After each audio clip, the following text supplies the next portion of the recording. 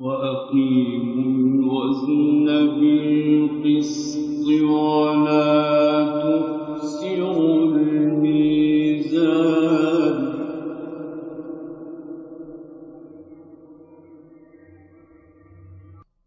والأرض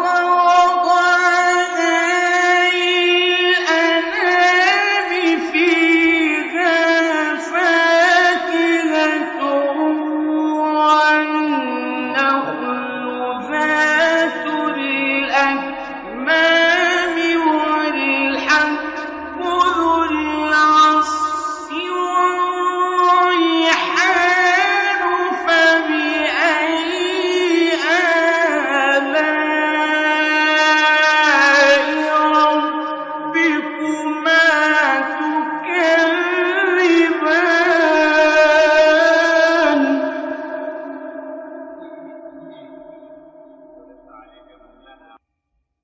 خلق الإنسان من صلصال كالفخار وخلق الجان من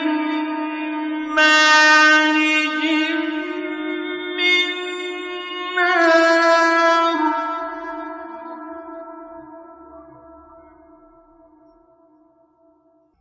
فبأي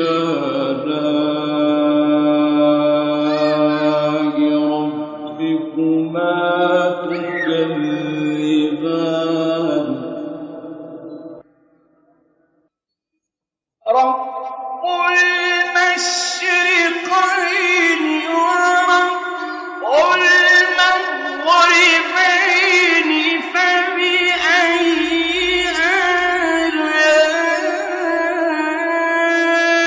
آلاء ربكما تكذبان مرج البحرين يلتقيان بينهما برزخ لا يبغيان فبأي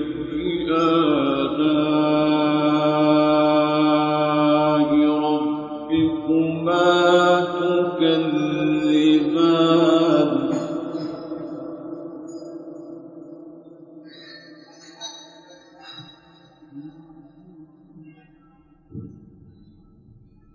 يخرج منهما اللؤلؤ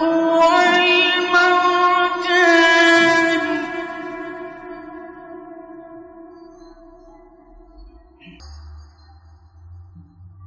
فبأي آلاء